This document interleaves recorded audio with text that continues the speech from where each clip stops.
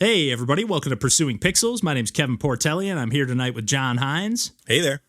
And Randall Nolery. Hey, folks. And we are back, as always, to talk about some video games. And I guess I'll just get us started here to... shit, man. You have the first video game. I'm off my game here. Hold on one sec. Let me take a video picture. game. You're off your video game? We're not going to let you start over. No, we are powering through. I was in save it for the cast mode. Bud. This is a cast.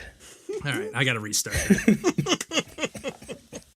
I'm sorry. I don't know why I got in my head there for a sec, but... It's okay. I was caught off guard when you, introduced me. I was like, wait, why is he saying my name? What's happening? I think that might have even been... I'm not blaming you, but I think that might have... I was like, wait, why did John hesitate there? Something is our internet connection wrong? I just started panicking. For hundreds of episodes. Oh, man, I know. I still get nervous every time. I don't know what it is, but every time. It's because you care, Kevin. It's because you care.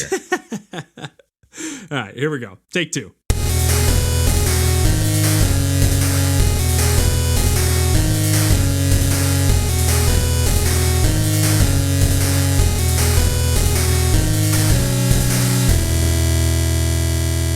Hey, everybody. Welcome to Pursuing Pixels. My name's Kevin Portelli, and I'm here tonight with John Hines. Hey there. And Randall Nolery. Hey, folks. And we are back, as always, to talk about some video games and taking another stab at this one. I was feeling a little rusty on that intro as we tried it last time, so we're rolling into this fresh. It's been a little while since we've sat down and recorded a proper episode here. We've had some busy schedules. Yes, Thankfully, we were able to kind of stockpile up and get some stuff done. And in the meantime, I've actually kind of, unlike recently, I've been doing a ton of gaming, a ton of streaming, actually. I had the house to myself for a couple weeks, was kind of bouncing around between a handful of different games. And I finally, last time we sat down and talked, actually, John, you talked me in. I haven't fired it back up yet, but you talked me into popping in Tears of the Kingdom. I was like, I'm ready to give it another chance. And then I was like, you know what? I still haven't actually started Mario and Rabbids. Yeah, I was like, I still haven't started Mario and Rabbids Sparks of Hope. I think I might have mentioned on a Save It for the Cast. I can't remember if I did or not, but if I didn't, I picked it up recently for $30 because it was on sale, and I was like, man, I've been wanting to check this game out. I really liked the first one, Mario and Rabbids Kingdom Battle. Oh, yeah. And I guess first and foremost, it's just kind of miracle might not be the right word, but just the fact that Rabbids still exist in this universe, like the fact that some weird random spin-off character of Rayman that to the best of my knowledge weren't they weren't even characters from the Rayman games, right? Like they to the best of my knowledge, maybe there were rabbits in Rayman or something, but to the best of my knowledge, Raving Rabbids, that was when they were introduced. Maybe they just like alliteration as much as we do. They were just like Rayman Raving Rabbids. They were pre-Minions, obviously the same thing, I wouldn't be surprised if the Minions were inspired by the Rabbids and stuff. And that first game was definitely a ton of fun. Again, just kind of like a mini game, almost like Mario Party meets WarioWare kind of situation. Wait, the Raving Rabbids thing? Yeah, the very first. You played that game? I don't think I ever played that game. You never played Rayman Raving Rabbids? Because that was like a launch Wii first title. Appearance in 2006. Oh, okay. And it was a really fun game. It did lose its luster kind of similarly to WarioWare. Not all the WarioWare games, but WarioWare on the Wii, the first go around. I thought you were going to say similar to Minions. No, well, it may be that too. I've never seen any of those movies, but I could see that being the same. But need to share that Rabbids, known in France as Lapins Cretins. Pronunciation spot on, I'm sure. I always forget that Ubisoft is French. Oh yeah, that is true. Yeah, that's true. They are. And yeah, so French. I was kind of almost cracking up too. I was in my head, I was joking around man, I had to go get a Ubisoft game to get a Nintendo game that was up my alley because whether it's Mario Golf Super Rush or Tears of the Kingdom, there's just been a bunch of Nintendo games. There's been plenty that I've enjoyed as well, but there's been a bunch that have just not been speaking my language lately. And I did really enjoy Mario and Rabbids Kingdom Battle. And again, not only do the Rabbids still exist, but they're now in a hybrid universe with Mario games that somehow Nintendo released the reins and was like, sure, Ubisoft, you can go ahead and make some games. And the first game is I can't remember if it was on one of our practice episodes or one of our proper episodes, but I know it was one of the very first games that Randall and I were like, we're going to dig into this one. And again, number one, it's Mario and Rabbids combined. And then they were like, and let's put that in like kind of an XCOM style game. Whoever decided this, I don't know, but I'm kind of glad they did because it's crazy. The only real beef I had with the first one was that right off the bat, I got some kind of like edition of it that came with these downloadable like skins for your weapons. And they were like extra upgraded, so it made like the opening battles just like a total cakewalk. And the way that game worked, the very first one, and again, it's just crazy that this is a series, but you kind of like you're walking down, like everything is like very linear, which seems like it would be more up my alley. And I'm gonna kind of lean towards Sparks of Hope here, although I do really like both games a lot. I recommend both pretty highly if you're into the sort of game. They do have the same things that I would complain about in a lot of tactics games. Like it gets a little tedious when you're like, okay, I want to activate this ability every time, and sometimes it plays like a little cutscene. And you can like skip through it, but it's such a short cutscene. It's like, is it even worth skipping? I don't know. Right. It doesn't even really save any time to skip it when you activate certain things. But yeah, the real difference between the first game and the second game. So the first game, the thought that I sort of started there is like everything's kind of on this like linear path. There's a few branching paths that you can like find some secrets off, but it's kind of this like isometric kind of diorama style level, but that you're like kind of just walking down corridors. And then like the one thing that was really cool about that game though was like you would very clearly see like, okay, here's a flag post that like as soon as I cross that line, like cross over this gate, like I'm gonna be in a battle. And you can even see the arena is built right into the world map. Like there was loading and stuff. I think it would like go into some kind of battle sequence, but you would pretty much go right into the battle, where this game kind of works more like you have like on a way smaller world than like a map in Mario Odyssey, but it's more like a map akin to that. And then you're kind of roaming around in an open world sort of setting. And I've cleared the first section, and then I'm now making my way to the first zone was kind of like a sand desert area, if I'm recalling correctly. Now I'm not even 100% sure about that. It might have just been the colors of the blocks and stuff. No, I'm talking about the new one here, Sparks of Hope. And then jumped over to the second area, which is like a snow themed level. But again, both of these are kind of more like, again, you have like an overworld map, checkpoints. You can like place a pin. Okay, this is where I want to go. This is where I want to go to the next area. And then there's random like enemies on the screen, which you can just get into kind of like random like little battles with, which you would kind of do like almost like Paper Mario style. Like you can even run up and get like a slide tackle in and get like the jump on them. I don't really know what advantage it gives you. I was never able to figure out what that does, because sometimes they get the jump on you, but I never, maybe it was just a tougher battle or easier battle and I just didn't notice, but it never seemed like enemies spawned with like damage taken already or something like that.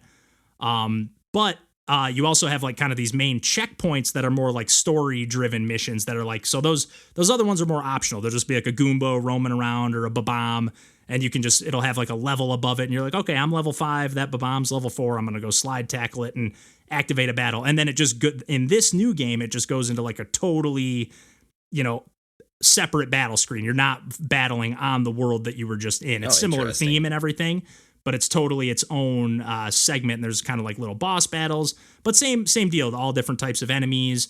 You got a bunch of different characters that you can use, and kind of the main beef I'm having really is like I have so many options, like all these different. They're bringing in like the Sparks or the like Lumas, I think they were called, from Mario Galaxy. Oh yeah, and you can use those characters like that. You get a bunch of different ones that you unlock and find along the way, and they give your characters secondary abilities.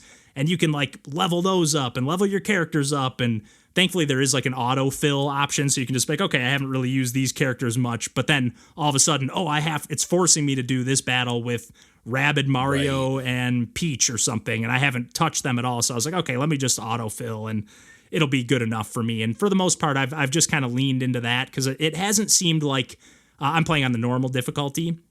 And there is a harder mode, which maybe that would make the battles a little more interesting. That's really my only real gripe with both games. It got to be a little bit, I don't want to say easy, because I did struggle a little bit more with the first one, I would say. But with this one, because your movement is the main thing they changed here too, with apart from like the way you enter battles and stuff, the movement now is all like open-ended, fluid. Like it's still turn-based, but you're not on a grid anymore. You just have like a radius that you can move within.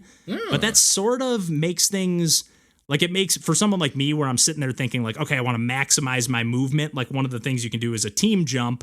You can like bring your, every time if you're like within the range of another character, you'll see like the yellow outline of where their like distance they can move is. So you're like, okay, let me position one. Like the nice thing is you can move your character, then switch characters, then move them again as long as you haven't attacked yet. So, but because of that, I feel like I'm constantly like, okay, I can get a little bit further if I get like, if I make sure that I can team jump with everyone at least once and like chain my team jumps together. Like it gets to like, it's that to be where I'm like and I'm like your overthinking entire turn just like thinking about the maximizing every single opportunity. Yeah, it's like that, but so far, at least on normal difficulty, I haven't really needed to. I've kind of been able to, for the most part, cakewalk my way through the battles. I have lost a couple of them, I think, but mostly because I just like didn't heal properly beforehand or whatever. But I've played about 5 hours in. I haven't played in probably about a week and a half, so I'm a little rusty on all the info and stuff. But the battles mostly work kind of the same. Like they have different elevations to them. They have like blocks that are, you know, clearly like these are taller, like you can hide fully behind this. And then this is like more of like a half, you know, Gears of War style stuff was wall cool. that will be like a 50% situation. But yeah, all the characters have pretty different unique abilities. I've been going mostly with Rabbids, Peach, Mario. In this game, they don't make you keep Mario in your party. I think in the first one, you had to have Mario in your main party for most of the battles, unless it was like some kind of specific, you know, challenge or something. And maybe you even had to just use Mario always. But in this one, you can, just use anybody. But it just seems like it's more like preference. Like, which attacks do you like the most? They introduced this other new Rabbid character, which isn't any kind of Mario hybrid character. It's just, I already forgot their name, Edge or something. Like, it is like the voice acting, like they don't have any, like the only voice acting is for Beepo, which is your character. That's another thing they changed. Like Beepo, and like in the first game, you kind of control your little like Roomba robot Beepo character. In this game, it actually just kind of hovers over your main character's head. So it feels a little more 1-to-1, but oddly, because I just got so used to the other one, it took a little getting used to. I was like, oh man, I'm used to paying attention. But anyways, like Beepo and those like robot characters are pretty much the only characters that have voice acting. And they just kind of are really obnoxious and certain, like, it's just like really cringe, like lowest quality, like cartoon voice acting. I don't know. I thought it was really bad. I was like mocking it the whole time while I was streaming whenever it came up.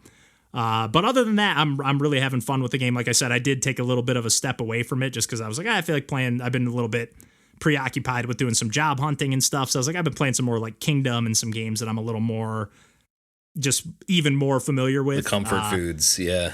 Exactly. But I will say this one's fun. It's got a nice level of challenge. Like maybe if somebody's like really deep into strategy tactics, maybe this wouldn't provide enough challenge or enough depth. But I think it's pretty cool. The fact that somebody decided to make these games and and continue the series on is pretty cool. I don't know. I'd be happy if they made another one. And apparently it seems like they're going to do the same thing like they did with the first one, do like some bonus DLCs. I don't know if they're going to do like extra character. Like the first game, I hear that like Donkey Kong DLC is even better than the main game. I remember that when that came out. Yeah. And I never scooped that up. Just I didn't. I never even. Because I was like, I never finished the game. Like, what am I doing here? I know. And realistically, will I finish Sparks of Hope? I have no idea, but I'm glad I bought it.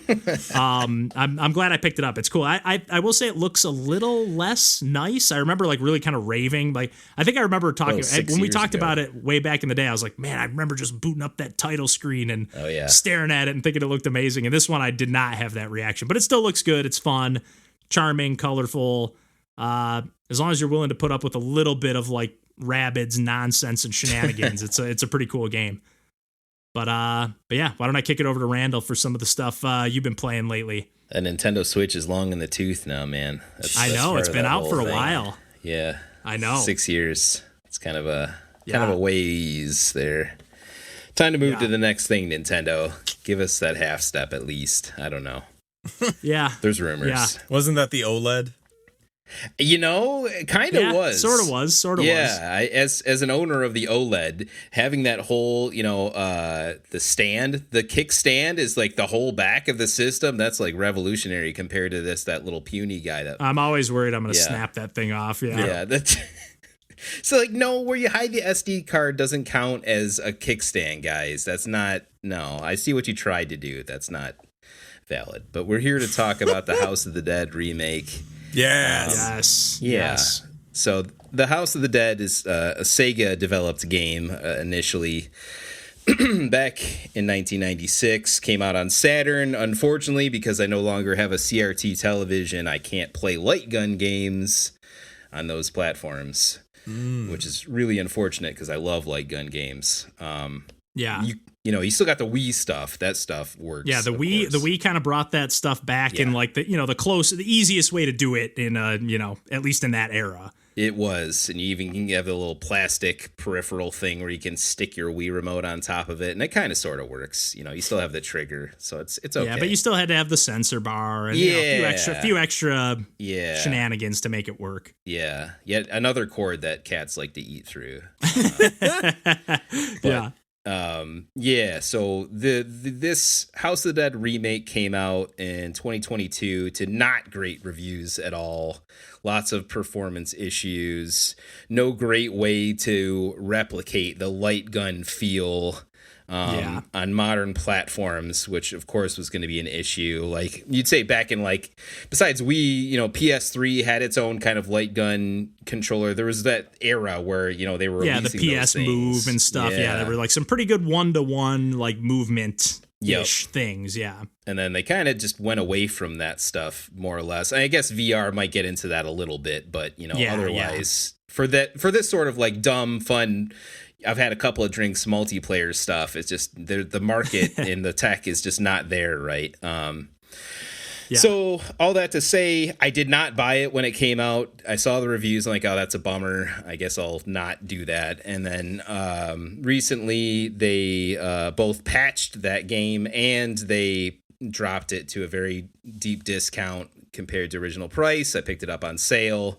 I saw, they had patched this where the gyro controls apparently are way better after this patch on Switch. Okay, you can use the Joy-Con gyro.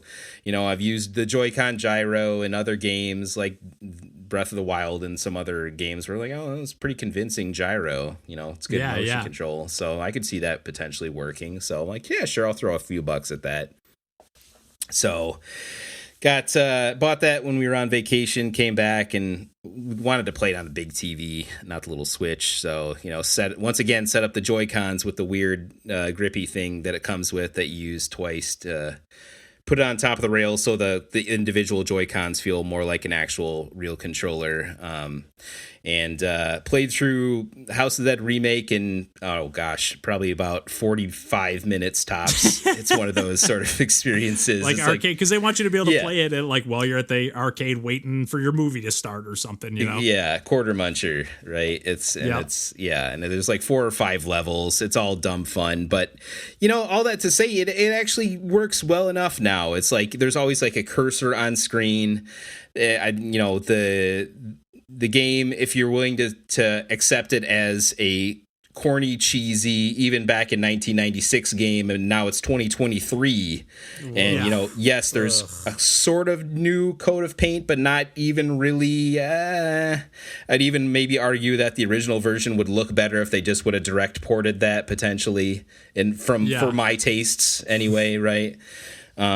But well, even when we talked about that Panzer Dragoon remake, like it looks good, but it's like almost like that fuzziness on same Saturn developer just gets lost. Yeah, I was wondering. Yep. Yeah, okay. So Megapixel Studios, and that to be fair, that remake got better reviews than this one did. Yeah, and that remake is good. Yeah, I wasn't trying to slight it so much, but it is like it just loses a little bit of that Saturn magic. Yeah, it does. Yeah, same deal. Where like these games are awesome, but something got a bit lost in translation. The soul of it gets a little lost there, right?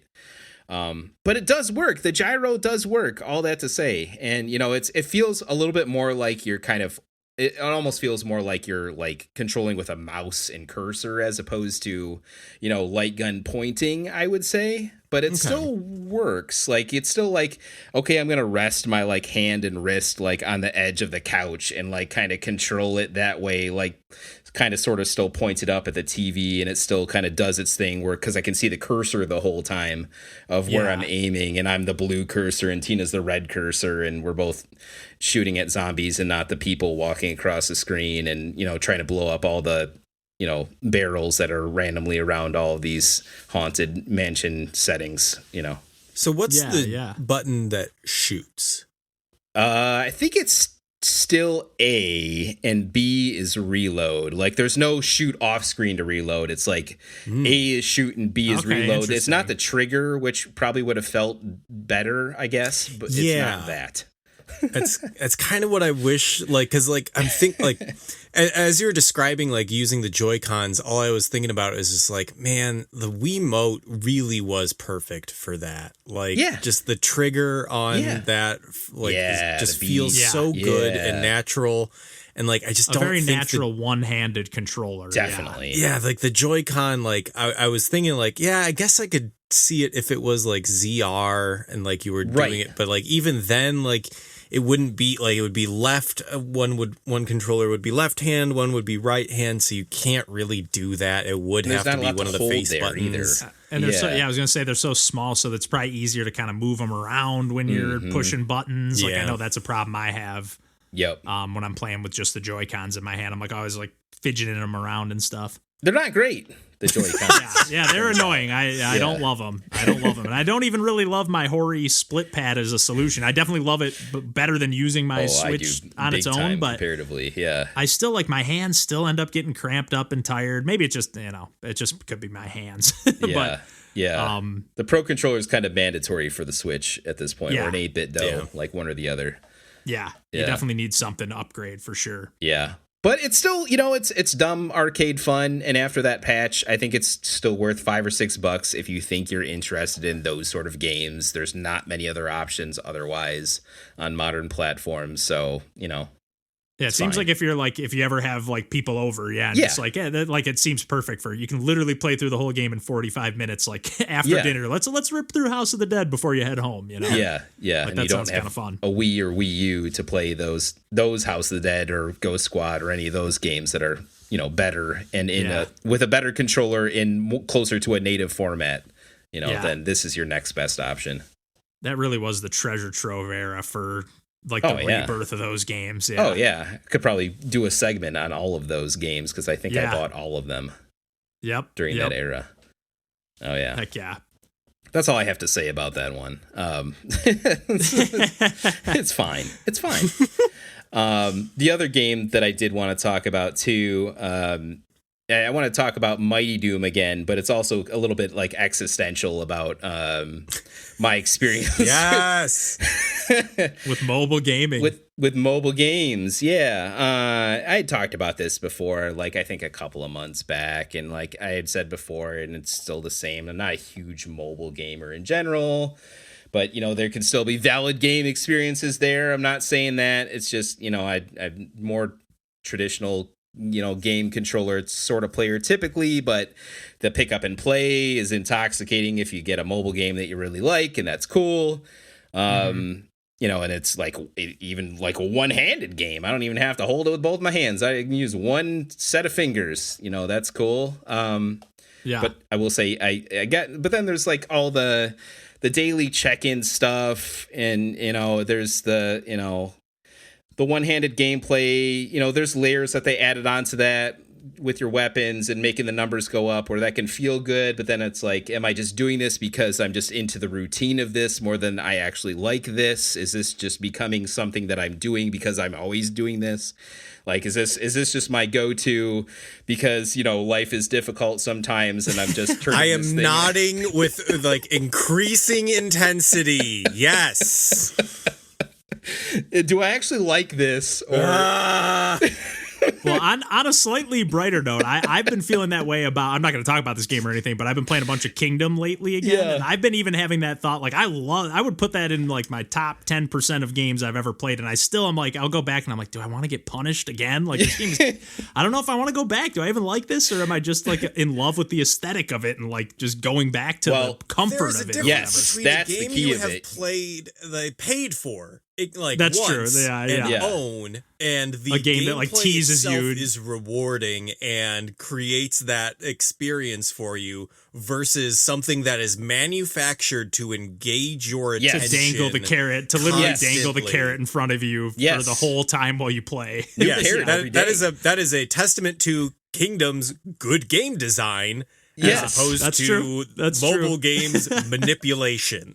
Yes, it is mobile game Spot manipulation. Spot on. It was to the point where like I'm playing it every day and then I'm like, oh, I probably should start using like my index finger on the side instead of my thumb because my thumb's starting to hurt the way I have to hold this with my hand and like, wow, that's kind of gross. Like that's not good. And I probably shouldn't.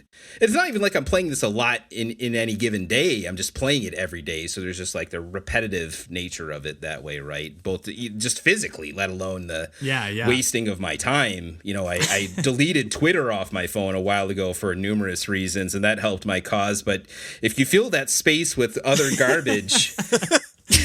Yeah, with the Mighty Doom slot machine, yeah. It is. It's the Mighty Doom slot machine. That's exactly what it is. It's not even bad. The game itself is not bad. Yeah. But at some point, I'm like, what am I getting out of this anymore? I've endless games, real endless games behind me and otherwise, or things I could be spending my time on, things I need to do around the house, task list of things I need to take care of. And yet I'm just turning this thing on every day until I uninstalled it yesterday. And that's the same with Twitter. And then you're just like, I'm deciding that I'm done with this. And then I am, and there's a lead up, right? This didn't just happen in a nutshell. Like there's like 3 or 4 weeks ago, the ping's like, should I still be doing this? Is this a good use of my time? Obviously it's not, but it takes a long time for it to, you can't just cold turkey this stuff, right? It's like, you don't just stop smoking one day. Yeah, that's just back. Yeah, that's built. It's like built to be addictive, like it's because from the sound of it, it doesn't sound like you were really that hooked on the game all that much. I don't know. It was just like it every day. It's like it got the hooks in you, but it wasn't like the game. It's I don't know. It's just interesting. Yeah. It is. What if it was the game, and what if it was the routine? What if it was the comfort of just the feeling psychology. Something? Yeah, that routine, man. There is a lot to be said about how comforting that can I want to fire this up. Like that's bad. Yeah, I don't want that. That's not good. I want new novel experiences or to build upon positive things and not just do this thing because I can touch it because it's saying, oh, we're recommending this to you amongst your top 5 most touched apps. No, get out of my face. Yeah. Hey, at least you were able to pull the plug before it got too bleak. Yeah, I guess so. So this wasn't the transition I imagined, but the transition that we deserve. We deserve, is I am reaching endgame in Tears of the Kingdom. Mm-hmm. And I had like a brief moment of like clarity of like what I have been doing for the past, 50 hours of gameplay is I have just been leveling up all of my armor and maxing everything up. And that's a huge part of the game. Like if you care about that, I obviously don't need to do that because I have I have so many max level like equipment that I don't need the one that gives me lightning proof. John, you get a set bonus if you max out the whole set, and you never know when you might need that. Well, you only need to like level it up twice to get the set bonus. You don't need to level it up 4 times. So and is that just like similar to the Breath of the Wild? Like you just have to collect the right number of materials and whatever, and then craft it wherever. Oh yeah, and it's a nice little cycle. But it's a great way to get you to explore specific parts of the map. Mm-hmm. But I am at the point where I have basically the majority of them are like completely leveled up at this point. And I was like, oh, well, now I have to find a new thing to like be the overarching goal in this game. Yeah. And then I was like, well, I guess I'll do all the quests. But like I had that brief moment of like, oh, I'm going to complete this game in the grand scheme of things relatively soon. Right. And that was the moment where I was like, well, I guess this game is no longer new to me. And I was thinking about, it's like, well, if I want to start a new file on this game, that will be me starting it from the like beginning. But the thing that I loved so much about Tears of the Kingdom was it was a game that I hadn't looked into at all. It was a game I didn't follow during its development. And I was really excited about having a game that people also didn't know anything about as I was playing it. And like, I couldn't go to a guide and look up things because nobody had played it and nobody knew anything. Yep. So it was this like new wonderful world of mystery and like discovering things. A game on that scale too. I feel like that, like to get something like that, you're kind of pretty much going in blind. That's sweet. And that was my favorite part of playing this was the fact that I was like refusing to like know anything. And I didn't want to like do anything that was like guided by anyone else other than my own experience of the game. And this was the first pang of like, oh, this game is no longer new. This game is like going to become and I've been following the Hyrule Engineering subreddit, which is just people doing the wildest stuff with the mechanics in that game. Sandboxing it. And like, but like to the point now where they're like, okay, this specific dungeon in this area has one item that like the physics of this item behaves differently than any other item. So they have isolated that item, brought it out, oh my god, auto builded it, and then built things using it. And it's like, okay, now this completely breaks the physics of what like you can build items with because it is like it weighs less than this item should and is more aerodynamic. You discovered fusion. So like we are going to get people doing this like just constantly now because that's what people were doing with Breath of the Wild. People were using the mechanics to do wild things in it. Yes. And now they're already starting to do that in Tears of the Kingdom. This is becoming very quickly a solved game and it just came out. Yeah. And that what gave me my own little existential crisis of like, good God, how like short is the lifespan of anything in like seriously in a community that is so intent on exploring every nook and cranny. And like, this is a game that I was like ecstatic with how little I knew about it and seeing that like, it's not the magic isn't gone because I'm still very seriously being like, yeah, I'm ready to boot up a second file immediately. Like I'm going to beat the game and then start over almost immediately. Like I love this game. It's not it hasn't lost anything in value, but the experience of having a game for the first time and like going with that sense of wonder and not knowing anything, that was a thing that I really wanted to do. And I got that feeling, but I'm like, I don't know when the next time I'm gonna feel that is. Yeah, and that's the same magic with Breath of the Wild too, right? And I was wondering because I felt this way. I've still never actually beat Breath of the Wild. I avoided it either on purpose. Same. I felt myself coming close to the end of Breath of the Wild. I'm like, no, I don't want to stop this because then it like. And in a way, it's like if I beat Breath of the Wild, these side quests like lose importance in a sense, right? Yeah. You know? There's an end point there, and I don't know. Did you feel that same way, John, as far as Breath of the Wild? And did that same thing happen in that game that happens now in Tears of the Kingdom, coming to the end? Probably. Like the thing with Breath of the Wild was that was the game that made me create 5 different user profiles because the way that saving works in that game is that you can only have one file per like profile. So I would just made multiple. I literally started making user profiles and I kept track of them by naming them after Earthbound towns because I'm a freak. So yeah, I had like Onett for one, Tucson, like awesome. Threed, that's wonderful. Forside. Yeah, just like I'm like. I'm glad. That's perfect. I'm glad you. I was gonna say I'm just glad you mentioned that because I haven't thought. There's sometimes where like I'll start up a game and like I'll play a little bit, thinking like, oh, this is a cool game. I want to stream this or whatever, and then I'm like, oh, but I don't know how to delete. There's no way to delete a save file, but I want to start it from the beginning. But I should just boot it up on a different user. I don't know why that never crossed my mind. Yeah. So Pokemon thanks for the idea style. there. No problem, man. Yeah. But yeah, I don't know. Like there is something like, especially with Zelda games, I have always had the first file in those games is my 100% file.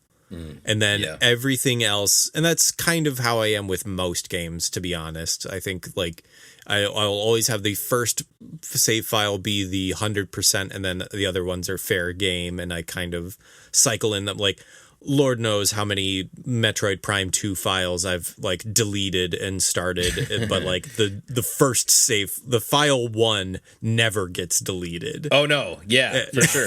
Yeah, So, that's like, the original. Yes. So like there's still like a level of preciousness that I have in like the first file of every game. So like but there is, when I replay these games, because I replay a lot of them, like I will pick and choose which like side quests I do or which ones, but then I kind of like not necessarily mapping an optimal path, but like going through and being like, I'm doing this because I want to. I'm not necessarily doing this for completion's sake. Like the first file is the one that all my neuroses get dumped into. The second file is where I just have fun. Yeah. Yeah, but I do feel like I can't speak as much to Tears of the Kingdom, but I can only imagine it's as big, if not bigger, than Breath of the Wild. And I do feel like when you have so many side quests, you can just kind of pick like, okay, I was like, okay, the Korok things aren't all that fun in Breath of the Wild, so like I'm just gonna do these ones, or even just I only like these types of Korok puzzles, so I'm just gonna do those. Yeah. You know, it just kind of becomes like, okay, there's so many things to do, I can just do what's fun. But I did kind of do similarly to Randall with Breath of the Wild. I probably didn't get anywhere near as far, but just was like, okay, I feel like I'm making too much progress. Let's go off the beaten path and find some stuff. And then, Wait till the DLC comes out at least. Yeah. Oh my god. yeah, exactly. Especially because that really made the game a lot. Do they have the tracking in Tears of the Kingdom? Can you track your path? Okay. No. And they track that was only in the DLC of Breath of the Wild, if I recall correctly. You do, and the way that they do the tracking is that they Is that have a thing I don't have yet? Oh my god. Randall, how are you playing this game? However, Yeah, I that want. was such a crucial item or what element in Breath of the Wild. Do How do some they- but yeah, how main do they do- story quests. I don't wanna do any What main is story. wrong with you? I don't have to. But how do they do that with all the different layers too? Is there like a 3D They're like shaded. depth to things? So Okay. like they're Well, that would be they helpful. are dull when they're on a different, if you've seen the path that you've taken on a different layer, but then when you go to that layer on your map, they're highlighted or they're brighter. Oh. So you can Okay. see if you've gone over the path above ground but haven't done it below ground. Oh my god. It's so good. wow. It's so good. But like, okay, so a point that I want to bring up, that was the actual topic I wanted to bring up on Tears of the Kingdom.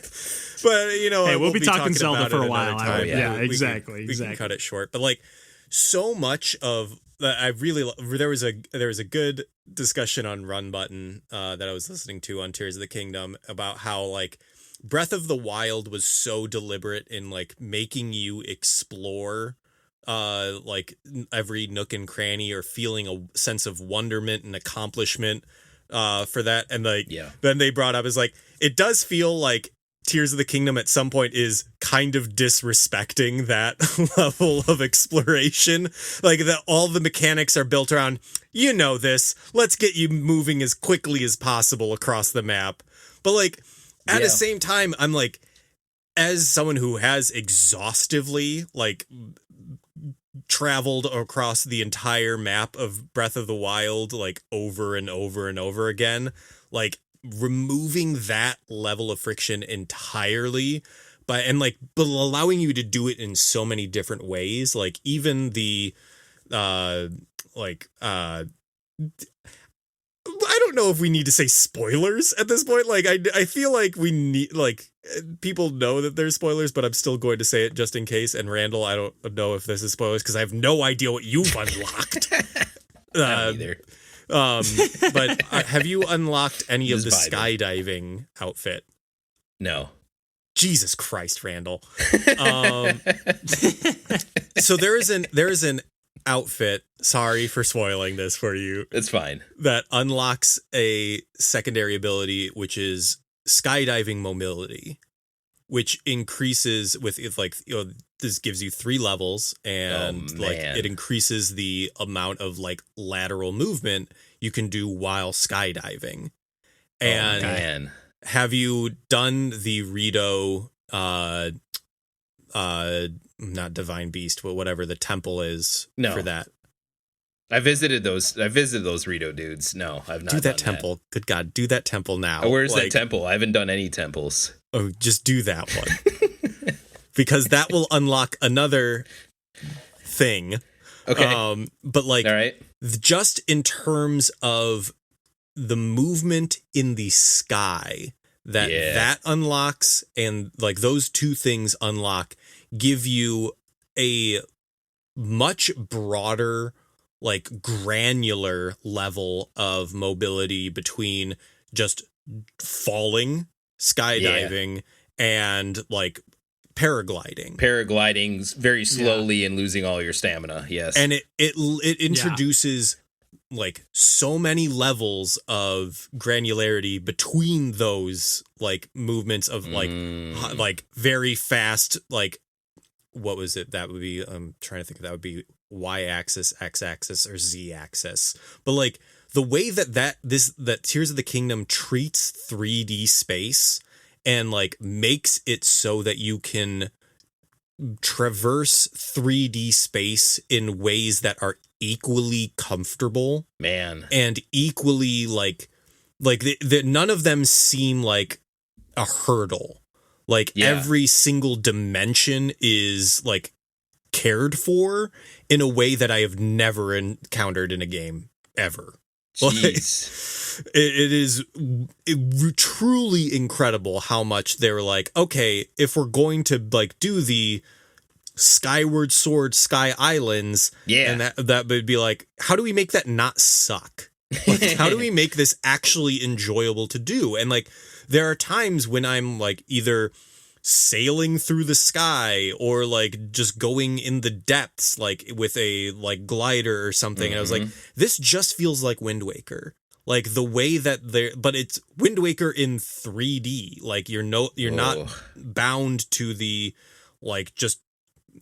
I guess, is that too? Yeah, that's just x-axis, in Wind Waker. I mean, you can still move. Yeah, left. Yeah. So it's like top down. It's like essentially top down. You're just able to go about forward, left, depth. and right. There's no depth. Yeah. Right. So like introducing that, but like actually having things, and especially in the depths when you're like, my favorite thing in the depths is like seeing a light route in the distance. Yeah. And then like as you go towards it, suddenly it disappears. And you're like, well, what the fuck got in between me? How would just the way that you don't expect like obstacles to you encounter in 3D space, where you think you have all the information and then it like throws a curveball at you. It's that same level of like exploration that Breath of the Wild would do, but just in completely different contexts. Like, and it's in 3 layers.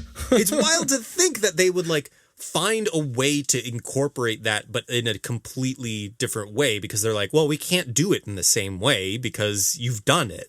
Like, we have to do it in a way that feels novel and interesting and fun, and it does it. And I'm love it. I really like this game. Me too. I really do. Like, and maybe there's some psychology behind, I don't want to do the real stuff because I want to maximize all the side shit, and that's why I'm avoiding it I don't know.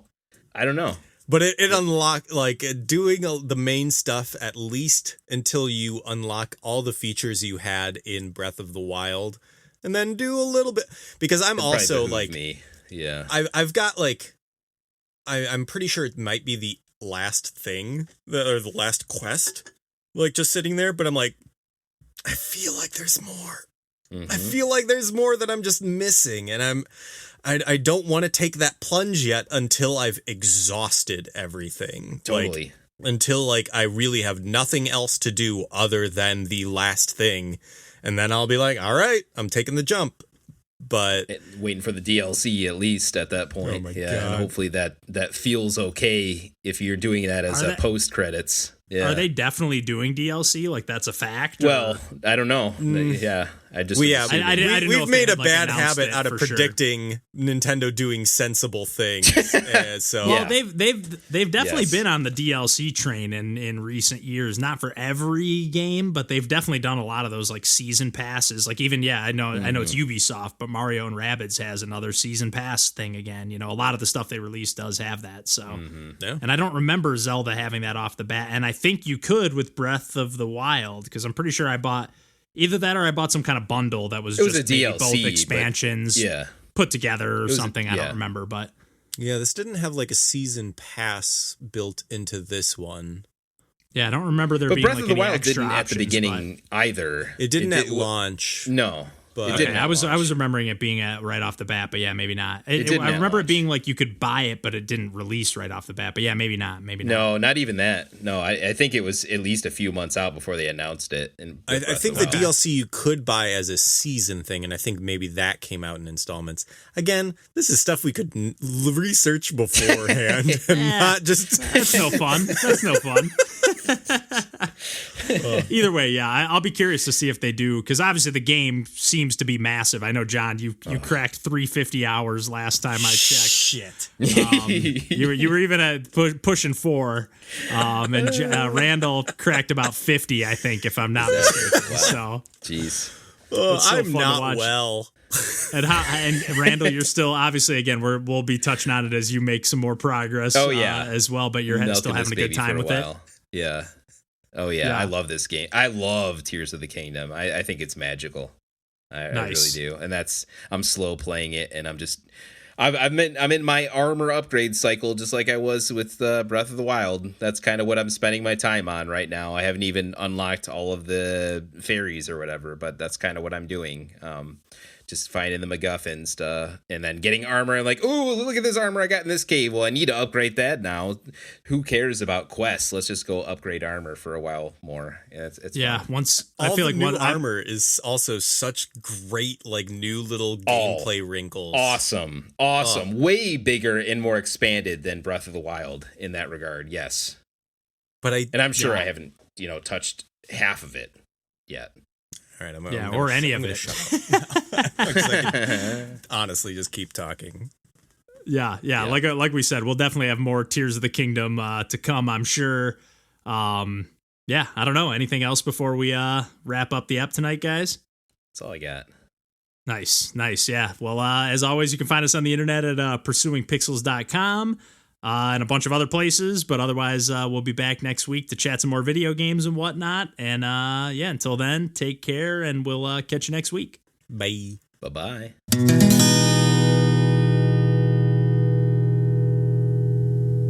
That took me like 5 full seconds to realize you guys were talking about basketball. Oh, Blazers. What did John just say?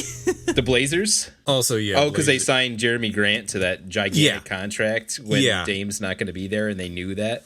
Yeah, that's a little weird. Not good. Not. Although, if you want to get super nerdy, is it just because they have to hit this like minimum salary floor now with the new CBA? So they just like, this guy will help get us there while we have a bunch of young players on cheap contracts that we actually care about? I guess, but they weren't even in that bad of a shape. No. Let's record. And doesn't that in theory make them harder to unload too? Like if they have a big salary, you got to get somebody to cover. Yes, but they always find a way off of these like impossible contracts. And Yeah, I it's was weird. I was actually dying Yeah. when they had this guy, and I just turned on ESPN the other day, and this guy was like talking about they were talking about Damian Lillard asking to get traded or whatever. Yeah. And they're like, this is one way he could go to I forget what team they were even talking about now, but they were like, it'd have to be a 3-team trade. And like, they'd have to trade like their next like 6 years worth of draft picks. And then this player. And then like, I was just like, this is ridiculous. There's no way this is going to happen. Like, there's no point of you taking 5 minutes out of this show to tell us how the one possible way that your algorithm tells you that, hey, this trade would technically work. It's like, yeah, maybe in a fucking video game, like when you're literally it's just, deciding yes or no. Trade Game on Machine that, is my checking favorite. boxes. They have a website that like will like because the only thing it checks for is like total contract value. Yeah. And so you just put in like like everything is like people being like, all right, we're gonna trade LeBron for these 30 players from these teams. And it's like trade is successful. Successful. Like, Yeah, Easy exactly. enough. It technically works. Yep.